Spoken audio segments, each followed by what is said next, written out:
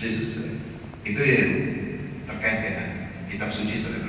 Yang menarik tadi Pak, semua kitab suci selain Al-Quran itu turun ditulis Pak.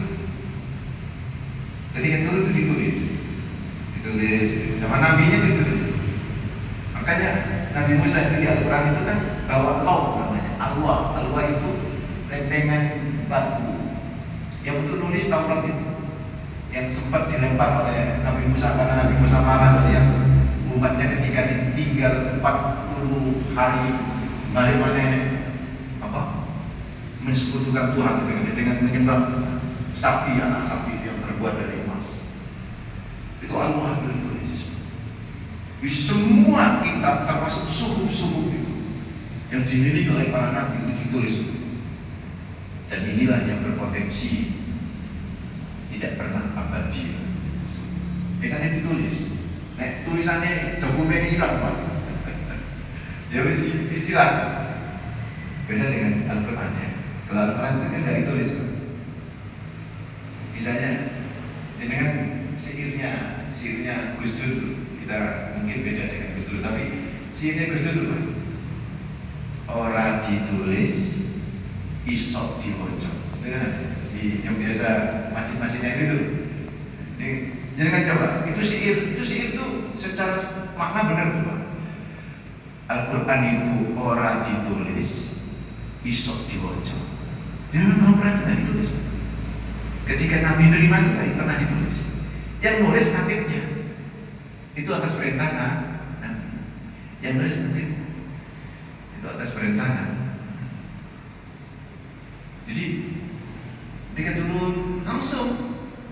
Kalau Bapak Ibu lihat tata cara SOP wahyu turun ke Nabi Muhammad macam-macam kan di Sahih Bukhari itu. Terkadang tiba-tiba diilhamkan bentar Nabi itu kan demam berat sampai berkeringat, muncullah kemudian wahyu itu begitu.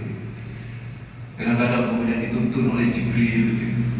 Tidak pernah ditulis dan langsung dihafal. Bukan ayat pertama Iqra itu kan. Ya karena baru pertama kali mana Nabi Qaridin aku kayak macam enggak pakai ditulis. Iqra baca lagi bukan uktub, bukan tulis tapi baca. Nah karena tidak pakai ditulis dan itu pakai sistem baca, makanya waktu abadi Pak Al-Quran namanya dibaca itu berarti dihafal.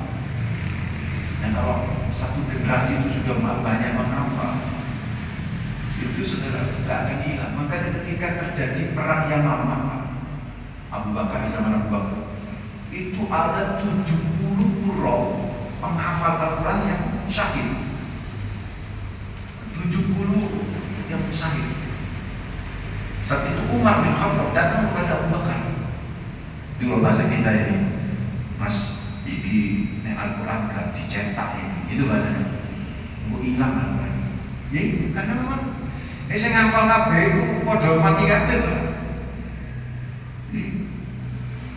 Akhirnya kemudian Abu Bakar awalnya nggak mau kan, karena itu termasuk bid'ah.